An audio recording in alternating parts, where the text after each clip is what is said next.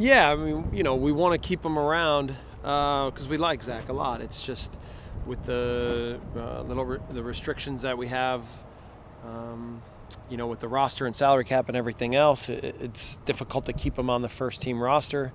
So, but we like him and we want to continue his progress and his development path here with Red Bull, but we just have to change his roster status. So, there's possible he gets picked up in the waiver still and that we lose him, but we're hopeful to keep him around. When I'd asked you last week if there might need to be some roster changes with Rayleigh and Colin coming, you said no, we had a free roster slot. Is something about to change on that front? Or Well, no, I think Ali, we have flexibility to do certain things, but it also requires us to dip into certain allocation and so we're just trying to figure out how to do this all in a way so that if we do have to make a move that we have the ability to do so. So that's kind of where that's at. When you look at the 1-1 draw, you said a decent result on the road in a very hostile place to play. What's been the biggest change in these last 3 now that you're unbeaten? Well, sometimes it's making breaks and getting little calls, or the penalty could have gone against us, or different things could have gone a different way. But I think overall we've managed to control games in a better manner. Understand how to commit to the way we want to play, and it's meant that we've had a better grasp on things. So certainly the games at home were good in terms of really playing on our terms. You go down to a place like Orlando, and the combination of a good team, playing a good team, playing on tough turf, a crazy crowd, means that it's a tough environment. So at the end of it all, maybe we could have come away with 3, but certainly just at least keeping the momentum, moving forward, and collecting a point, getting a tie, I think keeps us moving forward in the right way. Gonzalo comes back in this one after another injury. What did you see from him? It looked like he changed the team shape a little bit when he came out of the bench. Well, we used him out wide at first, and then we had him play up high for Brad, and then we went to 5 in the back, and then when we got the red card, we went back to 4. So, there was a lot of little adjustments being made in there, but I think that specifically when we went to 5 in the back, it allowed us to get a better hold of the game and prevent them from creating any more chances, specifically coming down the wing. So we were satisfied with that. And then, Gonzalo can be used in a lot of different ways, and he's a smart player. But any way we use him, we still look for him to be a real threat to get behind and be dangerous in that way, and I think he was. Where's Gonzalo's fitness right now? Do you think he'll be able to go 90? I mean, I think he's somewhere in the 60 to 90 minute range. The main reason we chose to use him off the bench was just with recovering from the hamstring injury. We didn't want to put him in danger at all of re-injuring it.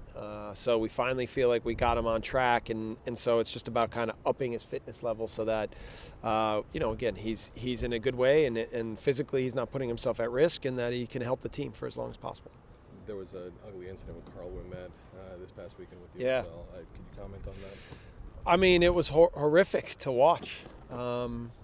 And, immediately we were all very concerned as a club, and there was a lot of dialogue going on between us and the staff of the USL team, and trying to identify, exactly where Carl was at. Thankfully he came out of it in a way where, he's still very sore and he's injured. But we hope that it's nothing severe and nothing that's long term. So, that's been a sigh of relief for all of us, because anyone who watched it, I think, cringes and can't believe that something so cowardly would be done. So, again, we were all, our minds and hearts were with Carl, and we're really happy that he's okay. What kind of injury was it?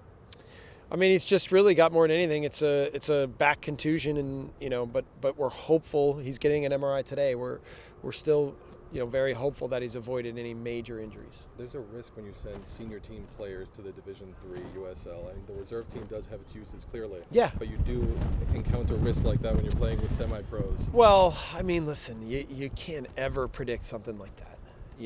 That is very, very unusual and outside of the norm, and ridiculous in every way. So, I mean, the thing that you deal with sometimes is that the playing conditions aren't the best. You can get teams or players that play a little bit more recklessly. But, we've been able to avoid that for the most part, and I think we've been able to use the USL team as a real tool for our younger players and for players coming off of injury to get themselves to where they need to be to help out with the first team. So this is the first incident, and it's a very rare occasion. I mean, it's the first incident that you can even think of in U.S. soccer that's quite this bad. So, we still know that that'll be a really good platform for us to use for in a lot of different ways.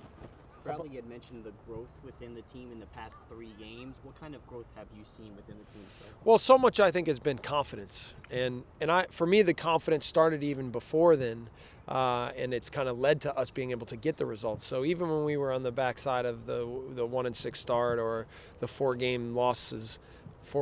losses in a row, I still saw that the team was coming together and committing to all the things they needed to in the right way.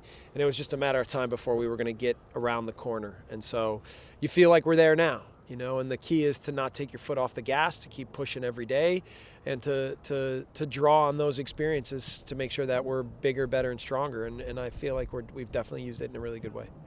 Where's Gideon Baia right now? And do you think Carl will be available this weekend? Or? Carl will be day to day. So the first key is for us to get the MRI results to see exactly where that's at, and then we'll kind of just see how he feels. It's obviously an unusual injury. Gideon now I think is going to be up to speed. He had a good game. He played well.